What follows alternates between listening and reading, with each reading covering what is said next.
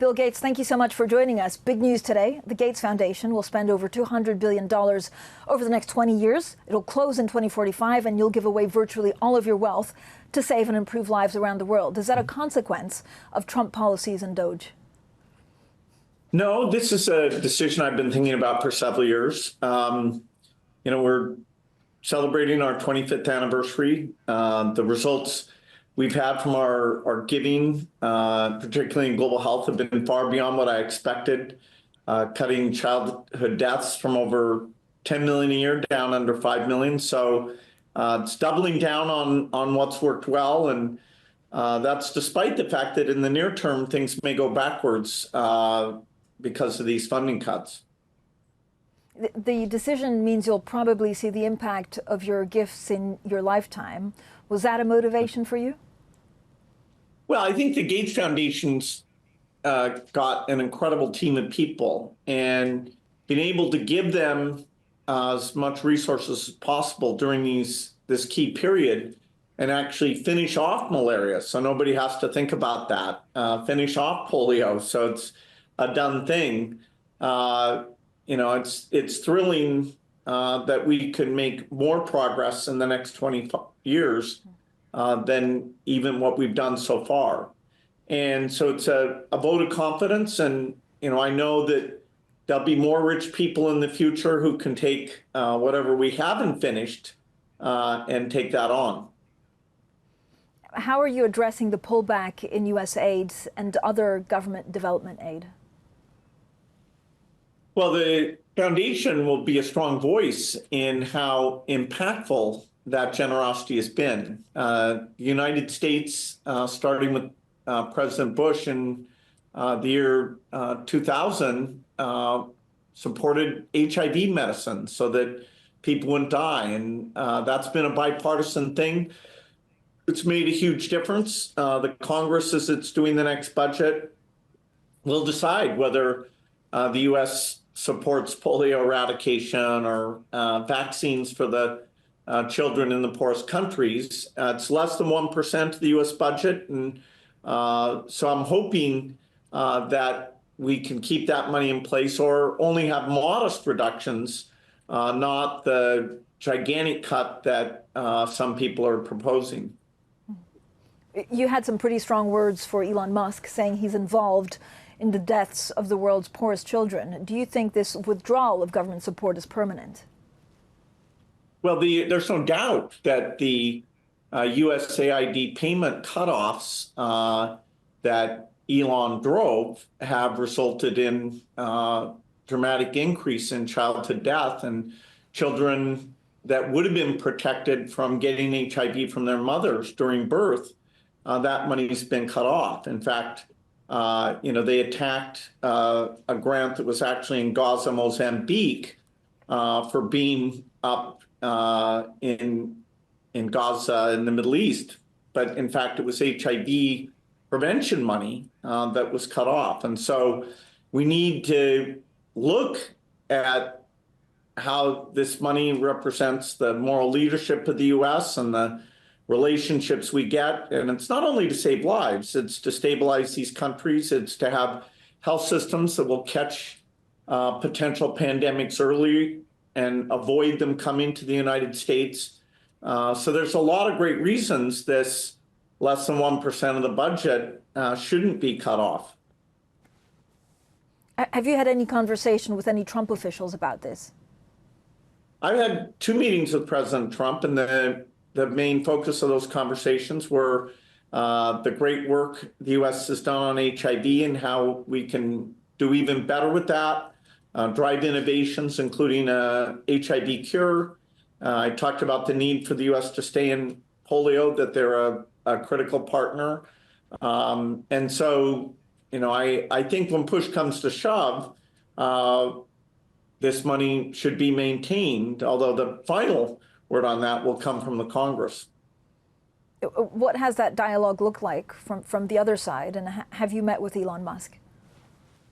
I haven't met with Elon about this. I mean, in terms of USAID, I'm out in Nigeria and Democratic Republic of Congo and meeting the amazing people who did that work for USAID and understanding the impact that it has. So, that's my hands-on focus is global health.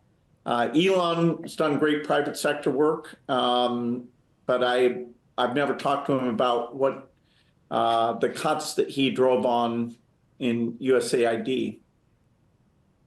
Do you want to? Have you talked to him about anything else recently? Well, he's not actively engaged now, and so the decisions will be people like Secretary Rubio, who was in Africa around 2012 and saw the amazing work that PEPFAR did there. And so I hope he'll be a voice for maintaining this money. In the U.S., you have people like Rotary International who've been in the polio eradication fight from the very beginning. And, I think they'll support the U.S. staying because the U.S. is an absolutely necessary participant in order for us to finish that eradication. So a lot of voices will come in to this budget, including the global health miracle that the U.S. has been part of. Given where we are, how are you now prioritizing programs or countries or diseases? Well, the Gates Foundation spends about an equal amount on discovering new tools like a TB vaccine or a way to help newborns be able to breathe so they survive, or avoiding mothers bleeding to death by using very cheap drugs, only a couple of dollars. So it's kind of mind-blowing, the innovation pipeline that we have, including what's coming where we use AI, not just for the discovery, but also to give medical advice or agricultural advice or help in education. So we're doubling down by spending all the money in the next 20 years because of the impact that's possible. We're not able to match the money that the U.S. Could cut here. They have more resources than a single individual. But if you look, there's also climate change. So is there a single topic that your foundation is most concerned about right now? Well, our biggest area of funding is polio eradication, followed by HIV, malaria, nutrition. We basically follow the numbers. Where there's the most burden, and that's where we go. Sadly, these diseases aren't market-driven. That is, the people who have them are so poor that, with malaria, when we gave our first 30 million, we became the biggest funder of reducing malaria deaths. And, so it's really driven by this is stuff that philanthropy and government aid budgets are absolutely critical to lifting these countries up, helping them become self-sufficient, and having strong health systems there to drive stability and growth. The Giving Pledge is also nearing a milestone anniversary, but pledgers are not legally obligated actually to give anything. It's more of a good faith pact. So how do you measure its impact?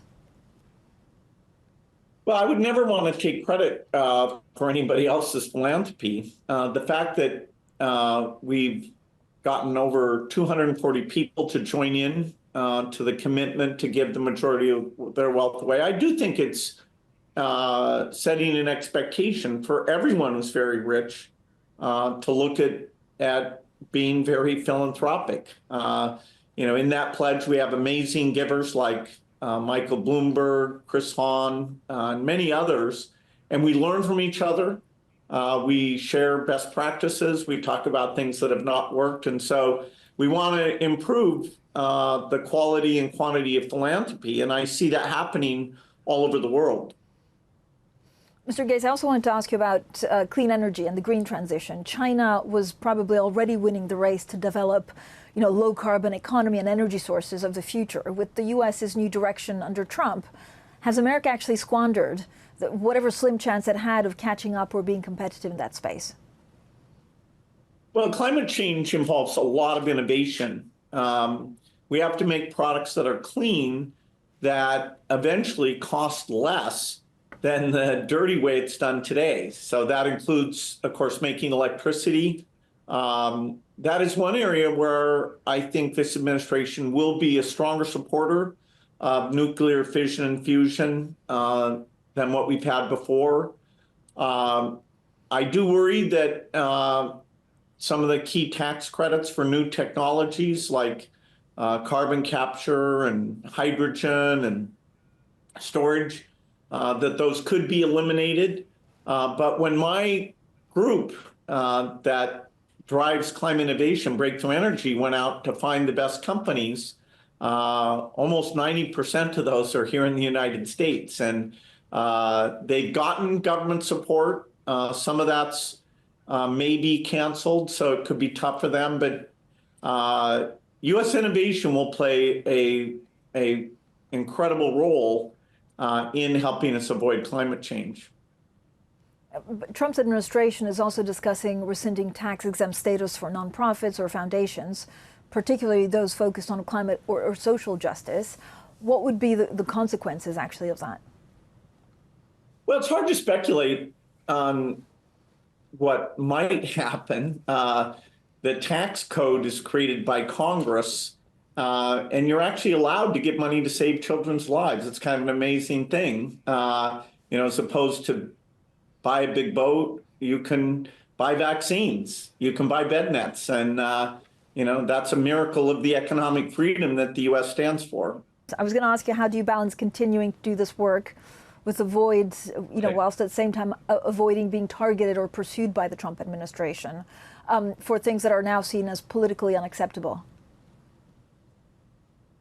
Well, I'm hopeful that health, even when you're helping women and you're helping people in Africa and you're helping people who've gotten HIV, I hope that's not a political thing. I hope that's, sort of the golden rule that is part of all religion, that we should treat others like we'd like to be treated ourselves. I'm hopeful that people will go out and see this work. Once you do, you can't help but stay involved in it. This is about the U.S. value system, and we've been a leader, both our philanthropists and our government. And I hate to see that go away. Mr. Gates, just one final question, because there's a lot going on in the economy on tariffs and trade. And on the one hand, do you think investors are deluding themselves in saying, actually, as long as we know what tariffs we're getting, we'll be okay? And also, 20 years ago, you joined Warren Buffett in predicting the dollar's decline. Warren Buffett this year wondered about the dollar. What do you think about the dollar today? Well, I'm not a macroeconomics expert. I do think we're going to experience a lot of turmoil because of the uncertainty that we have now, including what's going on with tariffs. I think because of things like AI advances, that overall we will have economic growth, and that we should make sure that even the poorest in the world are benefiting from that. Mr. Gates, thank you so much for your time today. Thank you.